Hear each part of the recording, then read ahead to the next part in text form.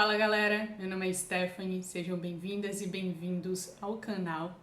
O vídeo de hoje é sobre uma conversa do podcast Café com Tef, onde eu tive a oportunidade de dialogar sobre aprendizagem autodirigida com Alex Bretas, que é autor e facilitador de comunidades de aprendizagem autodirigida. Ele é idealizador do MOL, né, que é um projeto onde a proposta é formar arquitetos de aprendizagem. Antes de liberar para vocês irem para assistir, né, esse diálogo, eu já faço convite para se inscrever no canal, dar like nesse vídeo e ativar o sininho para receber notificações dos próximos vídeos que eu publicar aqui no canal, tá? Sejam bem-vindos, espero que vocês tenham um bom aprendizado com essa conversa e obrigada por estar até aqui. Vem comigo!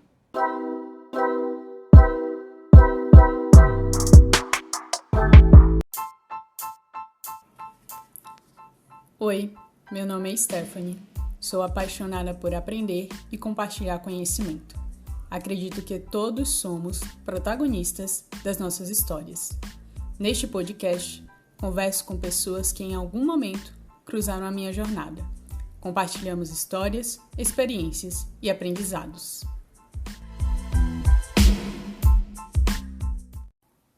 Fala galera, sejam bem-vindos e bem-vindas ao podcast Café com Tef. A conversa de hoje é com Alex Bretas. Seja bem-vindo, Alex.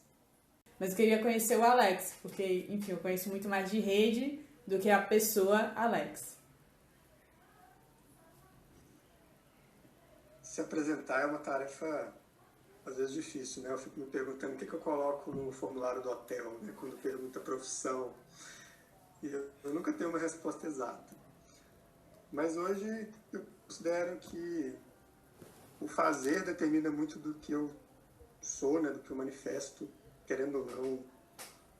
Eu amo o meu trabalho e faço dele uma forma de me manifestar no mundo. Eu me considero escritor, empreendedor, faço alguns trabalhos com empresas, palestras, etc. Mas, acima de tudo, escritor e empreendedor. E eu encontrei na educação um canal para conseguir manifestar esse impacto que eu queria no mundo, especialmente por meio do que depois eu conheci como aprendizagem autodirigida, que é o tema que eu mais trabalho hoje.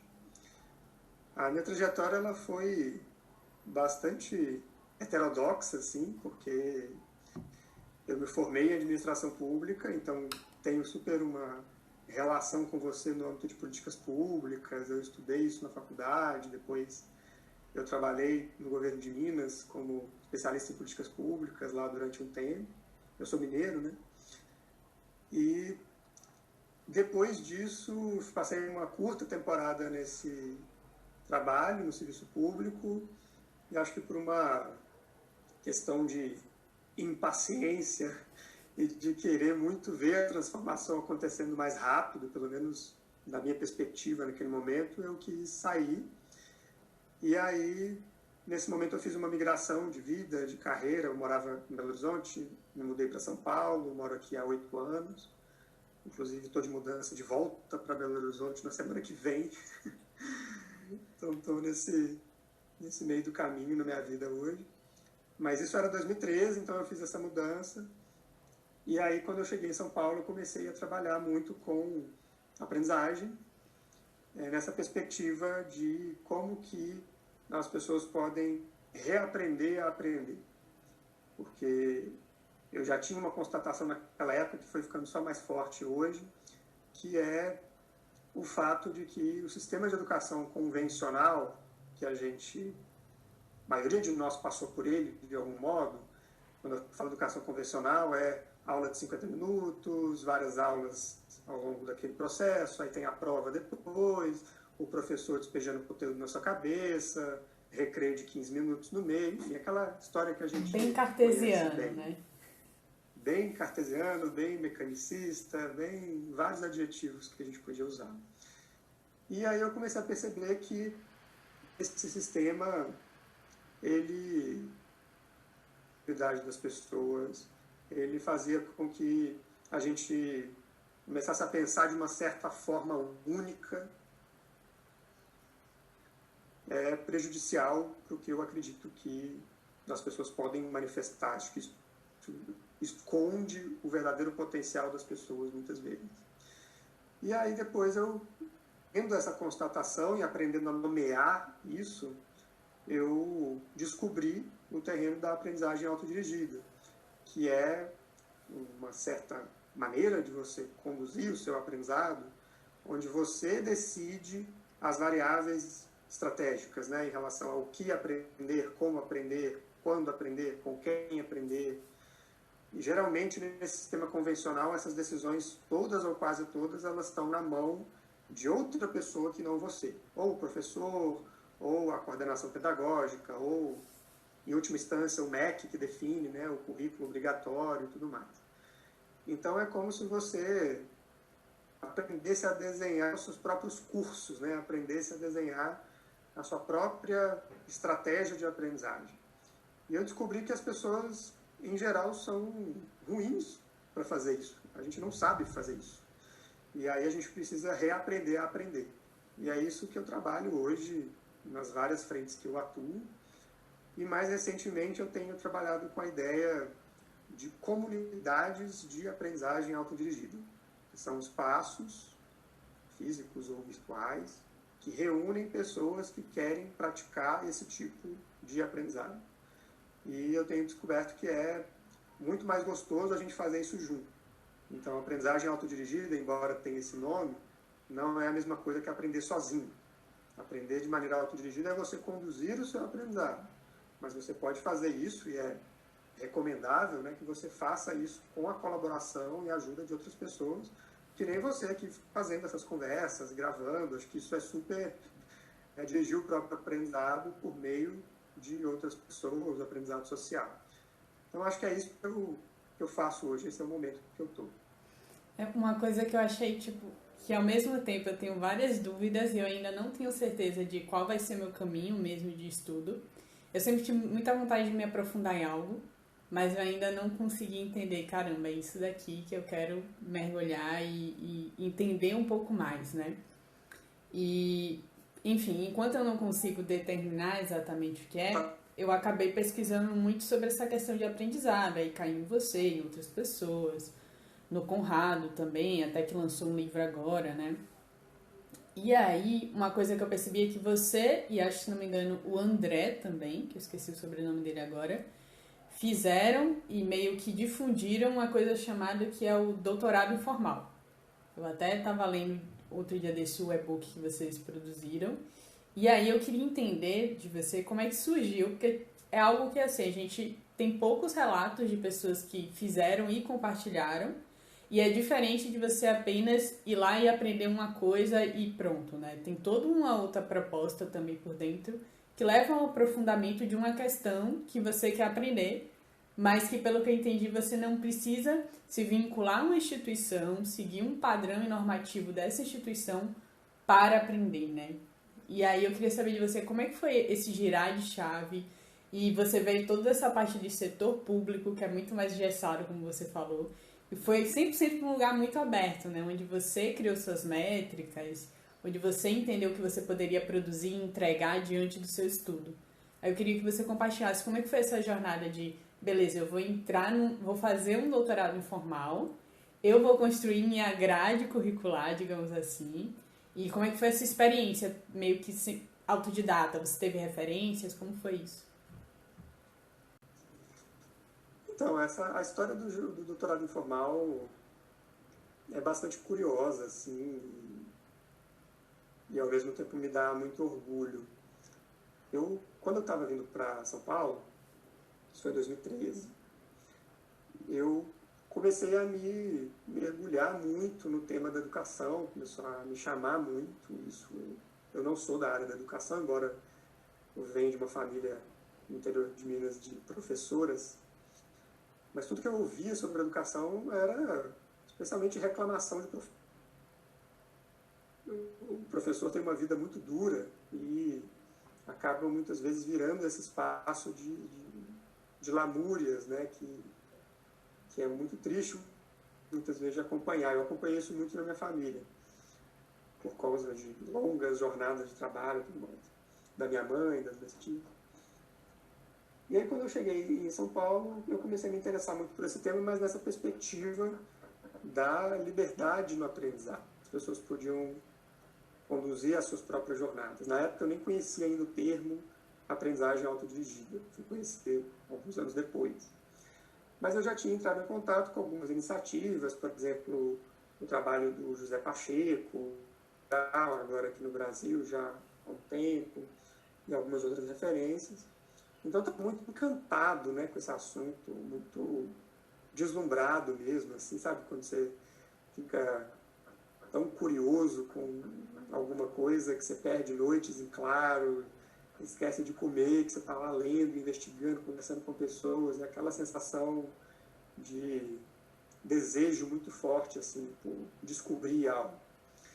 E eu estava com essa sensação, e aí eu fiquei com vontade de investigar profundamente, fazer um projeto de pesquisa. Eu sempre gostei muito de pesquisar. E aí, no primeiro momento, eu procurei a via formal, a via clássica, né? E aí eu cheguei a criar um projeto de pesquisa formal para aplicar para um mestrado, para algo assim. E, de fato, quase apliquei. Nesse momento, eu quase entrei mesmo. Mas, nesse momento também, eu conheci o André Gravatar, que você mencionou, que se tornou um amigo, e ele estava fazendo esse processo que ele chamou de doutorado informal, que era essa pesquisa sem uma vinculação com nenhuma instituição acadêmica, dentro de um tema que encantava ele, e ele buscava apoio na sua própria rede. E aí, quando ele me contou isso, eu achei fantástica a ideia, fiquei coçando para experimentar também, até porque eu me colocar como cobaia nesse processo seria muito interessante para o meu próprio objetivo de pesquisa, que era investigar essas novas formas de educação com mais liberdade. Então fez todo sentido, e aí eu embarquei nessa jornada de criar, para mim, um doutorado informal. Isso foi em 2014, e aí eu criei uma campanha de financiamento coletivo nesse ano, e consegui arrecadar alguns recursos para financiar a publicação do livro e o meu processo de investigação ao longo dos 2 anos seguintes. E aí foi isso que eu fiz. Eu comecei a pesquisar bastante, conversar com um monte de gente, fazer que nem você está fazendo entrevistas, conversas, visitando projetos, vivenciando experiências, lendo um monte de coisa, enfim. E fui relatando tudo isso no meu blog, no Medium, que eu tenho até hoje. E esses livros, né, na verdade, quando eu fiz a campanha de financiamento coletivo, eu me comprometi a escrever um livro com base na pesquisa. E aí, ao longo do tempo, acabaram virando 2 livros, por conta da quantidade de material, do tipo de material que era diferente. Eu achei melhor fazer 2 publicações. E ao longo desse tempo eu fui escrevendo muito no blog, com consistência, e se você olhar para o blog hoje, lá atrás, né, nas primeiras postagens, você vai ver que os livros todos estão publicados no blog antes deles virarem livro, que é hoje o que eu entendo por aprender em voz alta, que é você conduzir seu próprio processo de aprendizado e ir compartilhando essas pérolas, né, esses tesouros que você vai descobrindo, da forma que for, com outras pessoas ao longo do processo. Eu fui fazendo isso, publiquei esses livros, o segundo foi em 2016, e para mim foi muito importante fazer isso. Assim, eu vejo que toda a minha bagagem teórica, metodológica, a minha própria formação como facilitador, como eu chamo hoje de arquiteto de aprendizagem autodirigida, né, o que eu faço, né, nas comunidades, né, na criação desse tipo de espaço que potencializa o aprendizado autodirigido das pessoas. Para mim, o cerne dessa formação, dessa autoformação, foi nesse período onde eu escrevi esses livros. Então foi absolutamente importante para mim. E eu acho que a virada de chave que você pergunta, Eu não sei se tem um ponto assim preciso, né, onde isso aconteceu, que eu consigo diagnosticar assim, olhando para trás, mas ter vivenciado esse processo, podendo escolher as experiências que eu ia viver, isso foi muito marcante, assim, porque existe um dilema, né, quando a gente começa a aprender de maneira autodirigida, e eu vivenciei isso e eu acompanho isso em muitas das pessoas que hoje eu acompanho nesse processo, que é o seguinte: você está acostumado com um processo de educação onde você não toma quase nenhuma decisão, onde tudo já vem pronto, onde você não tem autonomia para caminho, e você, nesse processo, se questiona em relação a essa falta de liberdade. Aí você vai para a aprendizagem autodirigida, que é o espaço onde você pode criar, onde você pode escolher os seus métodos, onde você pode escolher as suas referências, onde você pode, enfim, tem essa liberdade quase que total. E aí acontece uma coisa curiosa, porque a gente tem dificuldade de se guiar com consistência em ambientes de liberdade. Isso é uma coisa que eu percebi ao longo do tempo.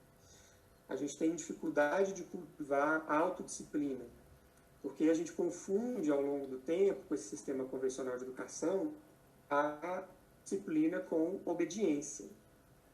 Quando a gente fala, a gente ouve na escola, o fulano, o menino é indisciplinado, isso quer dizer que ele é desobediente, né? Uhum. Mas, na verdade, a autodisciplina quer dizer uma outra coisa. Quer dizer você ser consistente com aquilo que você almeja para si mesmo. Então, a autodisciplina tem tudo a ver com autonomia. Você coloca para si mesmo objetivos, vivências que você quer ter em qualquer área da sua vida, e a autodisciplina é a energia, é o combustível para você conseguir ser consistente com esse futuro eu que você quer conquistar, né? Então, é uma coisa muito importante. E aí, esse terreno de liberdade é o terreno onde a gente aprende isso quase que na marra, né? Porque não tem alguém para dizer, colocar o prazo, né? Você vai entregar até tal dia o trabalho final, ou você vai fazer aqui a prova e eu vou te avaliar se você vai tirar 6 ou se vai tirar 10, enfim. Então, acho que isso é muito interessante, assim, para mim isso foi muito marcante, acho que é uma virada de chave fundamental. Como que você, ao longo desse processo de aprendizado autodirigido, em qualquer coisa que você aprender, como que você vai experimentando e criando as suas próprias abordagens de autodisciplina, de consistência, de conseguir se sustentar ao longo desse processo, porque qualquer coisa duradoura, qualquer aprendizado mais a longo prazo que a gente queira conquistar, vai demandar esforço, vai demandar dedicação, vai demandar tempo. Então, para isso que essa consistência é importante. Nossa, acho que principalmente falando sobre essa questão da relação da disciplina com a liberdade, né? Que ao mesmo tempo, eu sinto muito isso, e aí é um relato bem particular, que ao mesmo tempo que a gente busca essa liberdade, que eu busco essa liberdade, quando a gente tem, tipo, agora você tem liberdade para escolher, parece tão vasto que aí tem essa coisa de, tipo, o que escolher e como se manter, digamos assim, focado diante daquilo, percebendo que surgem outras curiosidades no meio do caminho, né? Uma coisa que eu acho bacana que você diz é sobre essa coisa das conexões, das coisas que vão surgindo, né? Quando você vai mergulhando e pesquisando o assunto, e isso vai te deixando mais conectado com aquilo, e você vai tendo aqueles acasos, digamos assim, né? Que é achar uma coisa que você não conhecia dentro daquilo que você estava buscando e que se torna também interessante, mas quão distraído você também pode se tornar diante disso, né? E acabar não aprofundando em algo, porque as coisas, elas vão surgindo e você pode acabar se desviando, digamos assim. Teve algo do tipo durante o seu processo de doutorado que alguma coisa você meio que desviou do foco que você tinha de repente com a pesquisa que você estava fazendo? teve e não teve. Depende da perspectiva que a gente está olhando. Porque quando eu fiz o doutorado informal, eu fiz uma campanha de financiamento coletivo para arrecadar os recursos antes. Nessa campanha, como qualquer projeto de crowdfunding, você, como proponente do projeto, tem que ir lá criar uma página e dizer para as pessoas de maneira convincente o que você vai fazer, como que você vai entregar e como que elas vão se beneficiar disso de alguma forma. Porque você quer o apoio delas, inclusive o apoio financeiro. Então, eu coloquei lá uma proposta bem detalhada do meu projeto de pesquisa, falei que ia virar um livro, e coloquei inclusive os capítulos, digamos assim, os casos que eu iria estudar, porque uma parte do livro é dedicada a casos inspiradores, outra parte dedicada a autores de referência, eu coloquei lá alguns autores também. Então essa proposta ela já foi a público, assim, nesse primeiro momento, de maneira detalhada. Ao longo do processo, eu fiquei 2 anos em alguma coisa investigando. É claro que surgiram outras inspirações, outras descobertas. Eu acho que essa é a mágica do processo. Se a gente souber exatamente onde a gente vai chegar, então não é aprendizado, porque aprendizado é sobre você se lançar no desconhecido, pelo menos para mim é sobre isso. Então tem sempre esse componente de desconhecido, jornada, de expedição, né, que você não sabe muito bem o que você vai encontrar. E aí eu encontrei um monte de outras coisas que me fascinaram tanto ou mais do que algumas das coisas que eu tinha me comprometido a escrever sobre inicialmente. Qual foi a minha forma de lidar com isso? Eu entendia que o propósito da investigação ele não poderia mudar. Até poderia, realmente, mas eu não gostaria que ele mudasse porque ele era muito importante para mim e porque também eu havia colocado essa intenção publicamente para pessoas que tinham colocado dinheiro delas para apoiar esse projeto. Então, mudar a intenção central, mudar o propósito, seria algo, para mim, quase trair os meus apoiadores. Então, o propósito ele se manteve. Qual que era o propósito? Investigar novas formas de aprendizagem mais conectadas com a liberdade, com a autonomia, com a comunidade, enfim, com os ideais que eu buscava. Tendo esse propósito definido, o escopo, quando eu falo escopo, em relação às coisas que vão entrar e as coisas que não vão entrar, os casos, os autores, as reflexões, etc., isso é mais maleável, eu acho. Então, o que aconteceu comigo foi, de maneira prática, né, para te contar aqui, eu tinha 6 casos que eu iria estudar inicialmente. Desses 6, 3 foram mantidos e 3 mudaram. Foi uma taxa de 50% de manutenção e 50% de mudança. Então, eu acho que isso é comum, é esperado e é benéfico ao processo, porque é a história da serendipidade. Quando você segue o fio da sua curiosidade, quando você segue esse fio, quando você vai puxando, né, como se fosse um novelo, vai puxando, puxando, puxando, é natural que você vai encontrar coisas novas. Essa é a serendipidade. Às vezes você vai encontrar algo que você nem sabia que era interessante, importante, significativo para você, mas quando você bater o olho, você vai, nossa, cara, isso aqui eu nem sabia que eu estava procurando, mas é tudo que eu precisava agora. Isso é muito mágico, isso é uma das coisas mais legais do processo. Então não acho que é sobre a gente tentar abafar isso. É uma coisa para ser celebrada e vivida.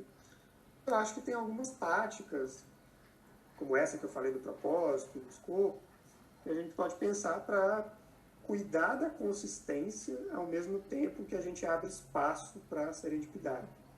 Então, por exemplo, eu tenho utilizado já há algum tempo e sempre recomendo para as pessoas elas terem um Commonplace Book, que é um termo, eu eu vi esse termo em inglês, ainda não vi uma tradução boa, mas é um repositório central de todas as suas reflexões, insights, aprendizados, anotações. E o Common Place Book ele pode ser físico ou digital. Tem gente que gosta de usar o famoso caderninho, tem gente que prefere, como eu, um local digital para fazer isso. Eu tenho um aplicativo que chama Notion, que é muito legal, recomendo para todo mundo, que é tipo um Evernote, né? Aqueles aplicativos de gestão de anotações, mas eu acho que o Notion é um pouco melhor. E aí no Notion eu criei meu Common Place Book, esse meu repositório de aprendizados. E o Common Place Book ele também pode ser temático ou não. Você pode criar diferentes Common Place Books, né, para diferentes jornadas de aprendizagem que você está vivendo. Isso é perfeitamente possível. Ou você pode criar um Common Place Book central, que é o meu caso. Eu tenho um Notion, e aí no Notion eu divido em algumas subcategorias, mas tudo está lá. Se eu abrir lá, é o meu repositório de tudo que eu acho que é relevante para o meu aprendizado em um só lugar. Legal do Common Place Book como uma estratégia de cuidar desse aspecto de você não se trair muito pelo caminho, né, de você manter a consistência, é que quando você vê alguma coisa maravilhosa que você não estava esperando, e aí bate aquela curiosidade de investigar mais sobre aquilo, você pode jogar aquilo para o seu Common Place Book. Então você não perde a informação, mas ao mesmo tempo também você não se desvincula do seu propósito inicial, daquilo que você está comprometido a fazer. E aí fica um lugar que consegue organizar melhor o seu pensamento, e na hora que você vai transmutar isso para algum outro material, seja um livro, ou um podcast, ou um vídeo, ou de qualquer outra forma que você vá compartilhar, isso, ter esse espaço, né, centralizado, te ajuda muito.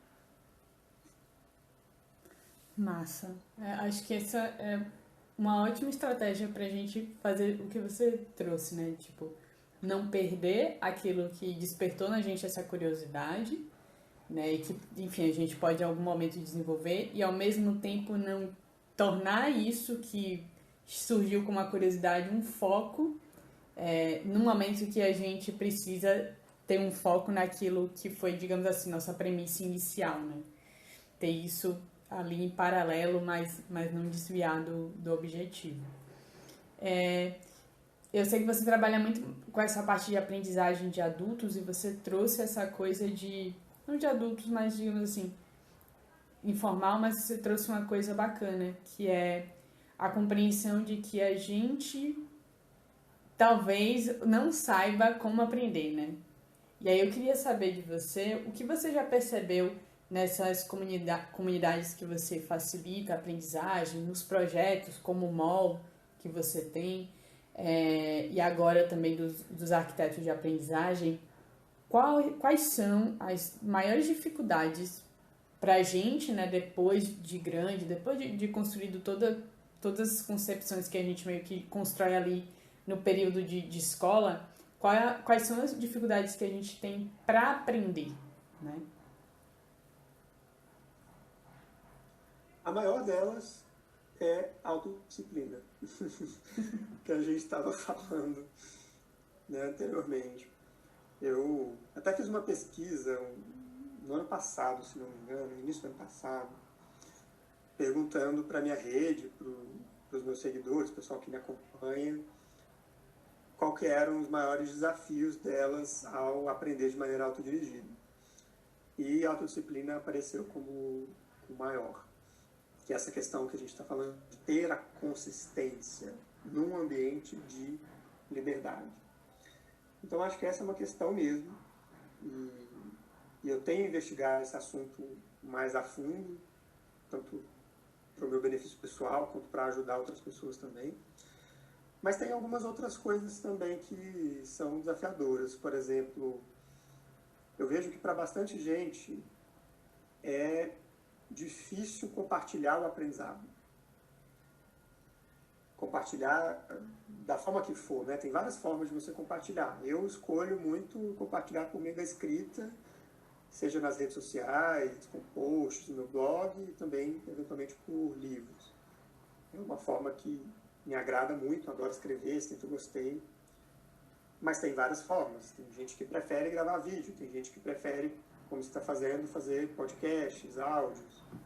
Você pode também criar encontros, criar lives, criar workshops, fazer uma palestra na sua empresa, ou contar para a sua família, sabe? Não precisa ser uma coisa super pública também, você pode contar para sua esposa, contar para seu filho. O processo de você compartilhar o que você está aprendendo, eu considero fundamental para você conseguir extrair sentido do aprendizado. Tem aquela frase famosa, né, de que quem ensina aprende 2 vezes. Eu gosto mais de quem compartilha aprende 2 vezes.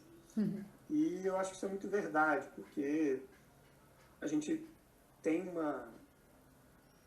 Quando a gente está aprendendo, meio do processo, o nosso cérebro fica bem bagunçado. A gente está lá tentando conectar os pontos, tentando extrair sentido, tentando melhorar uma habilidade, enfim. Mas a gente ainda não chegou lá, entre aspas. Então a gente fica meio bagunçado mesmo, normal. E aí quando a gente compartilha, a gente consegue organizar o nosso pensamento. Porque a gente tem que comunicar, quando a gente tem que comunicar, a gente quer que o outro compreenda. Então a gente precisa simplificar, a gente precisa entender melhor aquilo na hora da gente comunicar para o outro. Esse é um fenômeno que é muito benéfico para o aprendizado e ele só acontece quando a gente compartilha. Eu faço sempre a analogia que é como se fosse, quando a gente está na própria casa, a gente está lá vivendo a nossa vida na casa, enfim, e a gente fica acumulando umas baguncinhas, né, umas sujeiras aqui e ali, tudo bem, né, não é nada demais, só está a gente em casa. Mas aí quando a gente recebe uma visita de alguém de fora, recebe um amigo para jantar, a sogra, qualquer pessoa, aí a gente arruma a casa, né? Aí a gente limpa, arruma ali as almofadinhas do sofá. Então é a mesma coisa. Né? Quando a gente permite que alguém nos visite, né? Quando a gente está aprendendo, né? Entre aspas, quando a gente compartilha o que a gente está aprendendo, a gente também organiza o nosso pensamento, a gente limpa, entre aspas, a sujeira do nosso pensamento ali e consegue fazer sentido no que a gente está aprendendo. Só que compartilhar conhecimento envolve você se vulnerabilizar de algum modo, né? Você se expor. E isso eu vejo que é uma grande dificuldade de bastante gente. E eu entendo as razões, assim, ou pelo menos eu crio hipóteses para entendê-las, porque o que eu vejo, né, olhando para o sistema convencional de educação, é que até existem instâncias de compartilhamento, mas essas instâncias, esses momentos, eles são momentos traumáticos. Muitas vezes eles são momentos compulsórios, eles são momentos onde você precisa vomitar um ensinamento, né, aquilo que lhe foi ensinado, sem que você estivesse pedindo por esse ensinamento, e você precisa reproduzir a resposta certa que o professor está esperando, porque se você não fizer daquele jeito, você vai perder nota, pode repetir de ano, enfim, constrangimentos de várias ordens podem te acontecer. Sim. Então, esse processo ele gera marcas, ele gera traumas, ele gera bloqueios nas pessoas, e né, ao longo do tempo esses bloqueios vão se acumulando, e na hora de você compartilhar na linha do aprendizado autodirigido, que é você compartilhar aquilo que você está aprendendo por conta própria, porque você quer, porque você deseja, porque você está construindo esse caminho, as pessoas ficam bem bloqueadas. Elas ficam com vergonha, elas ficam tímidas, elas não se acham boas o suficiente, é uma questão de autoconfiança bem séria com muita gente. Então esse é um ponto, né, o compartilhamento é um ponto de dificuldade que acaba trazendo à tona questões até mais profundas, né, crises até mais profundas desse sistema convencional. Nessa mesma linha, para finalizar, Eu acho que também é uma questão para muita gente como aplicar o conhecimento, como aplicar o aprendizado. De novo, tem uma relação com o sistema convencional, porque a gente aprendeu na escola que aprender significa ler o livro didático, significa basicamente consumir conteúdos. E geralmente esses conteúdos têm uma forma bem específica, que é a leitura, apostila, no máximo ali alguns livros de literatura que já são definidos pelo professor, né? O aluno pode nem escolher o livro que ele quer ler. E esse processo de confundir a educação, o aprendizado, com o consumo passivo de conteúdos, muitas vezes teóricos, isso afasta muito as pessoas da prática, do mundo real, né, de testar suas hipóteses na vida mesmo, naquilo que ela está fazendo, nas experiências concretas na realidade dela. E isso também é muito prejudicial, porque a gente vai criando aí pessoas que sabem muito sobre várias teorias, que já leram todos os cânones do conhecimento da área delas, mas que quando surge uma questão concreta, um desafio que puxa mais ali para o lado emocional, para o lado, né, daquilo que pega para a pessoa de fato, né, aí ela trava, aí ela não consegue transmitir aquele conhecimento teórico para o terreno prático. Também é uma coisa que eu vejo muito acontecer e é reflexo também desse sistema. Quando a gente chega na vida adulta, a gente precisa ressignificar isso de alguma forma. Acho que é um processo, né? A gente aprende e chega em algum momento que a gente percebe que a gente precisa desaprender o que a gente aprendeu de alguma forma ou transformar, né, isso para a gente conseguir ter espaço para uma nova abordagem, né, digamos assim. E aí a gente entrou um pouco mais nesse campo e a gente falou muito agora sobre essa questão o método que a gente desenvolveu ali no setor mais educacional mesmo, de base, e quão isso se projeta e se propaga e acaba servindo muitas vezes como muros e não como degraus para o nosso desenvolvimento, né, na fase adulta. E aí eu queria saber de você, não sei se você já pensou sobre isso, mas como a gente poderia remodelar, não sei se é bem esse o termo, mas remodelar os padrões que a gente tem educacionais ali da base, tendo essa clareza sobre quão impactados nós somos, né, como adultos, e quão a gente impacta as outras gerações, né, porque isso acaba virando ciclo. Eu sou formado dessa forma e eu formo outras pessoas também dessa forma. Como a gente poderia remodelar esse processo educacional para que ele favorecesse essa abertura e essa vulnerabilidade natural nossa, sabe? Eu penso muito sobre isso e a boa notícia é que já existem vários modelos ao redor do mundo e no Brasil acontecendo aqui e agora que já conseguem fazer essa transformação educacional, inclusive no sistema formal, de uma maneira linda, assim. E é fascinante observar esses movimentos, observar essas iniciativas. Então, posso dar alguns exemplos aqui. Tem um movimento mundial que chama Educação Democrática. Ela começou com esse nome mesmo em Israel, no final da década de 80. E aí esse movimento começa a repensar a escola. É um movimento que trabalha muito com a escola, inclusive com as escolas formais mesmo. E esse movimento começa a repensar a escola a partir de dois princípios básicos, que mudam tudo, né, se a gente for pensar. O primeiro princípio é a autonomia na criação dos itinerários de aprendizagem dos estudantes. Então, não existe currículo obrigatório. Existe currículo no sentido de que existe um cardápio de possibilidades. Existe lá, essas escolas, né, são chamadas escolas democráticas. Nessas escolas você encontra um monte de coisas, um monte de caminhos possíveis, um ateliê de arte, um laboratório científico, uma sala que tem, inclusive, pode até ter aulas mesmo, aulas expositivas de matemática, português e outras matérias, mas os alunos escolhem onde eles vão estar a cada momento, quais vão ser os caminhos que eles vão conduzir. Então, esse é o primeiro princípio. O segundo princípio é que a gestão da escola, as decisões, né, como as decisões são tomadas, é por um processo participativo democrático. Então, os alunos, junto com os adultos, né, a equipe pedagógica, a equipe da escola, eles juntos definem, por exemplo, quais professores vão ser contratados e quais não vão ter o contrato renovado, como que vai ser gerido o orçamento da escola e decisões desse tipo. Eles fazem isso por assembleias, por comitês de responsabilidade e por outras ferramentas. Então, esses são os dois princípios básicos.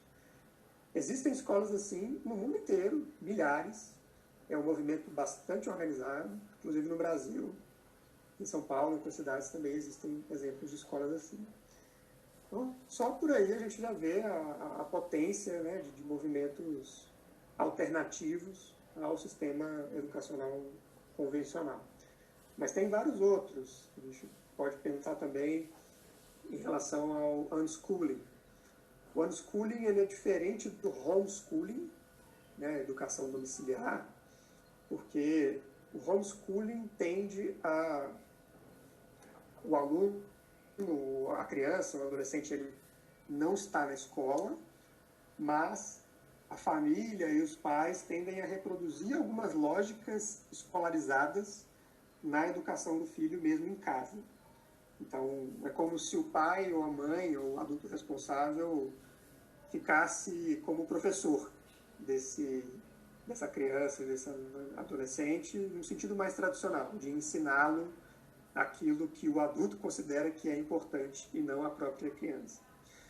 Você tem o unschooling, que é uma filosofia educacional, um movimento de famílias que também fazem essa opção dos filhos não estarem matriculados numa escola, mas diferente das famílias de homeschooling, as famílias do unschooling, né, até como o próprio nome diz, né, unschooling, né, tipo não escola, elas buscam fazer essa educação dessas crianças e adolescentes por meio da aprendizagem autodirigida, que é esse processo que a gente está falando aqui. Então, eles dão liberdade, dão autonomia para que as crianças, jovens, elas conduzam o próprio processo educacional.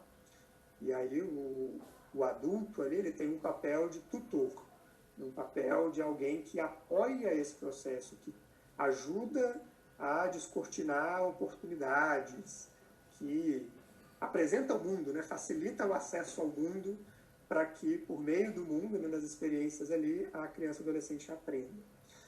Então, o unschooling é um movimento também fortíssimo no mundo inteiro, tem milhares de famílias que fazem isso. Então, enfim, poderia ficar aqui citando exemplos de movimentos, mas o ponto, né, a partir da sua pergunta, é que existem formas muito concretas de reformular esse modelo convencional a partir, inclusive, dessas inspirações que já existem. E, na minha concepção, eu entendo que as escolas são importantes, as universidades são importantes, esses espaços, né? Eu acho que eles são fundamentais na sociedade, mas a forma como acontece a educação nesses espaços, a filosofia por trás e os métodos empregados têm que ser muito revistos assim, do zero. Porque a premissa de base é uma premissa que, para mim, não se sustenta na prática. Qual que é a premissa de base da educação convencional, na minha leitura? É que você precisa ser ensinado para aprender. Se você não for ensinado, você não aprende, ou você aprende muito menos. Então você precisa da instrução, você precisa de alguém te dizendo o que fazer, você precisa de alguém explicando a realidade para você. Porque, por algum motivo, convencionou-se que aquela pessoa é incapaz de compreender a realidade por si mesma. E essa premissa, para mim, não se sustenta. E tem bastante evidência para isso, tanto teórica quanto prática.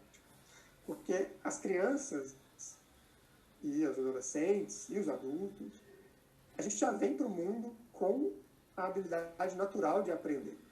A criança aprende a falar, aprende a andar, muito antes dela entrar na escola.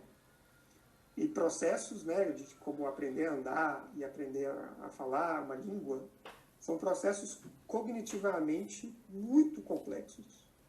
E a criança aprende isso. Ela aprende isso por meio da sua curiosidade, por meio da tentativa e erro, por meio da imitação, por meio da interação com outras pessoas que cuidam dela, né? O cuidado, o afeto, ele é muito fundamental nesse processo. Então não é que a criança aprende sozinha essas coisas, ela aprende com um ambiente de afeto, com um ambiente de cuidado, com um ambiente propício para que ela possa se aventurar, para que ela possa explorar. Quando a criança se sente segura, quando ela sente que está sendo cuidada, que está sendo observada, que tem ali esse ambiente, e ela vai explorar, aí ela vai, né, buscar abastecer a sua própria curiosidade. Curiosidade é um instinto biológico nosso, da nossa espécie. E, com base nisso, a gente pode pensar esses espaços educacionais como espaços seguros o suficiente para possibilitar e fomentar essa exploração, esse abastecimento da própria curiosidade das crianças.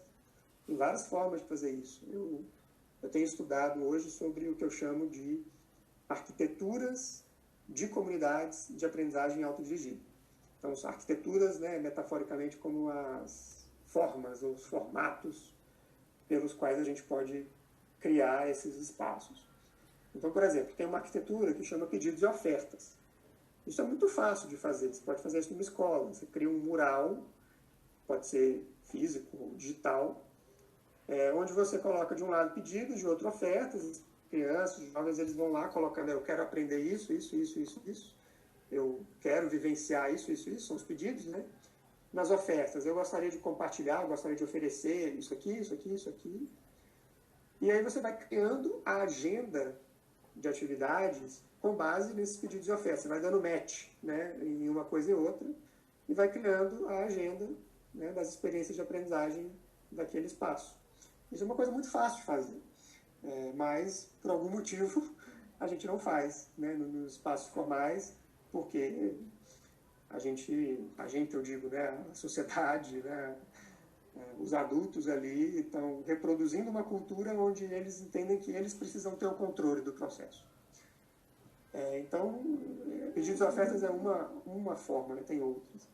Mas, de maneira mais ampla, o que eu diria é que a gente precisa reformular esses espaços, reformulando a premissa, reformulando a filosofia educacional dessas escolas, desses espaços formais, mudando essa chavinha no sentido de que as pessoas aprendem pela descoberta, elas aprendem porque esse é o impulso natural do ser humano.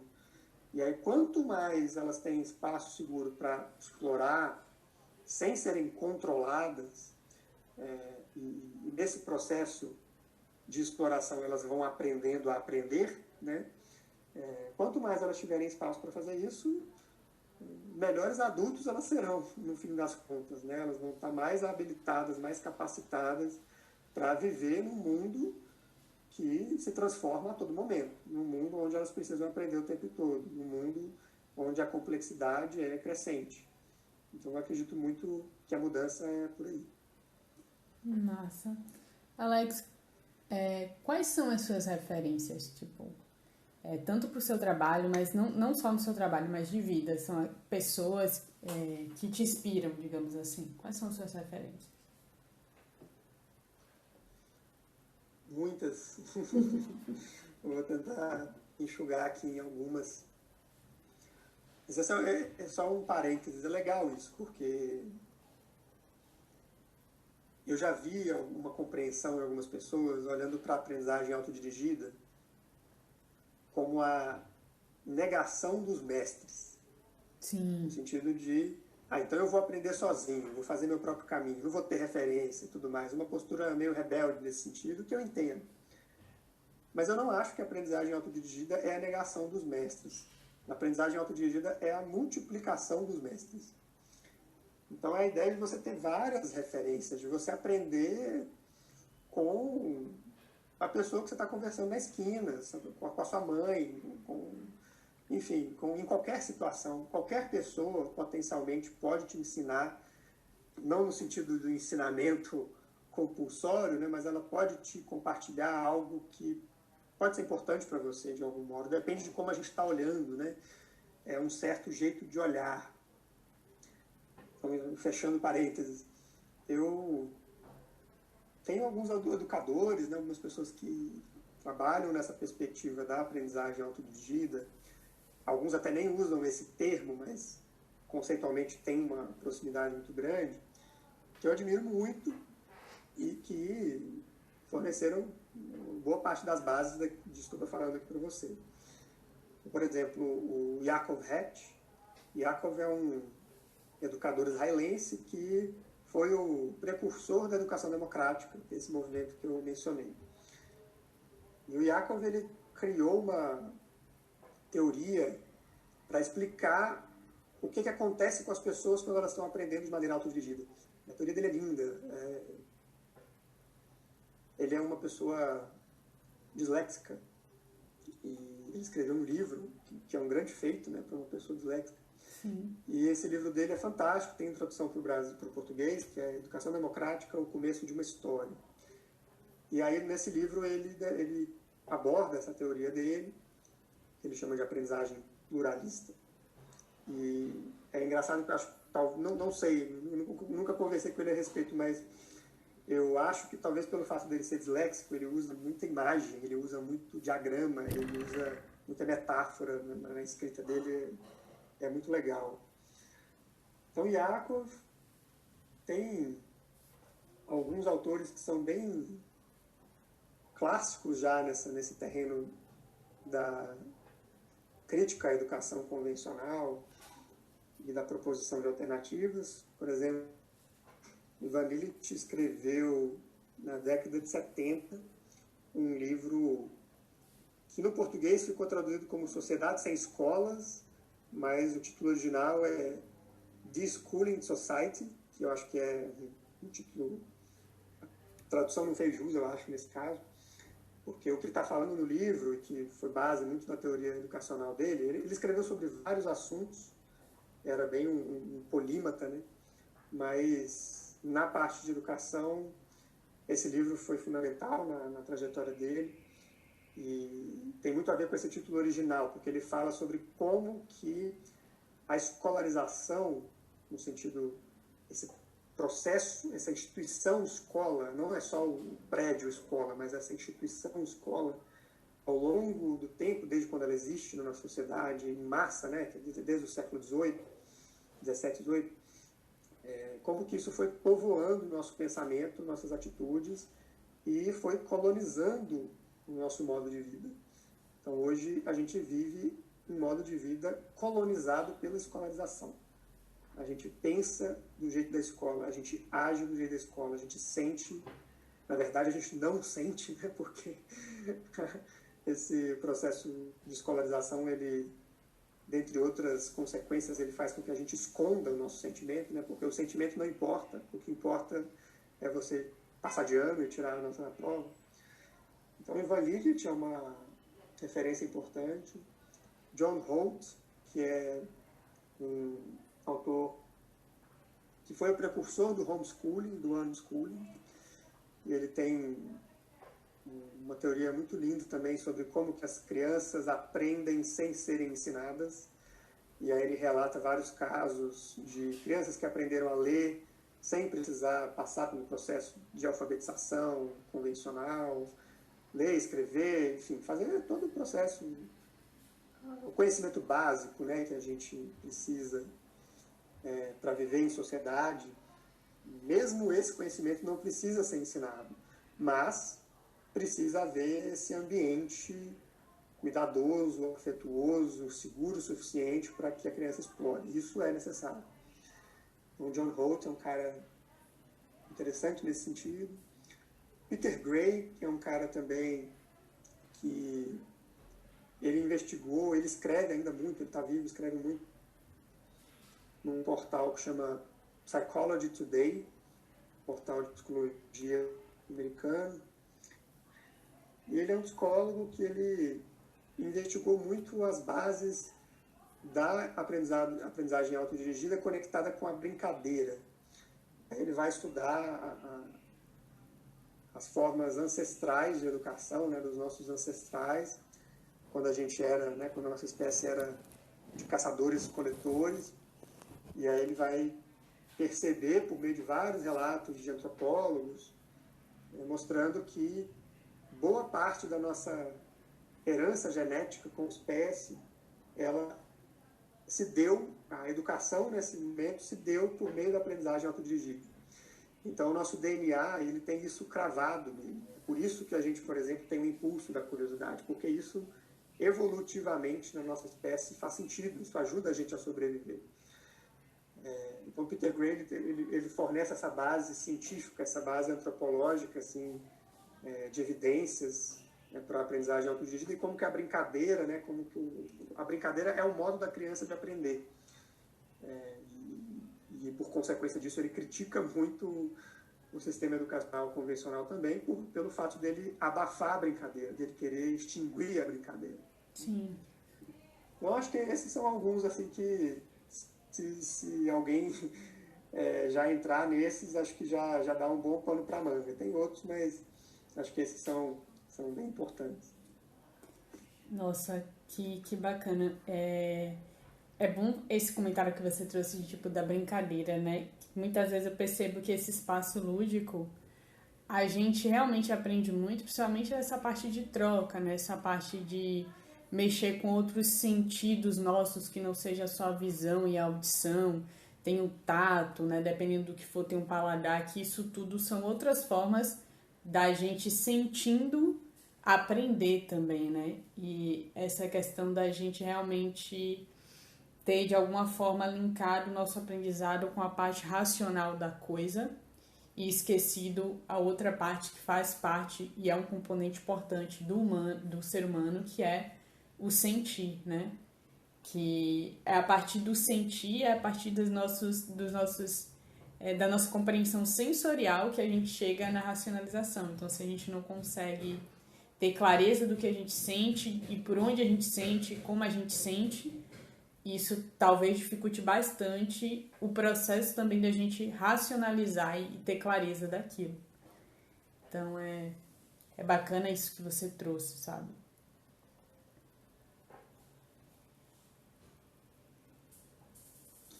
Perfeito. Concordo totalmente com você.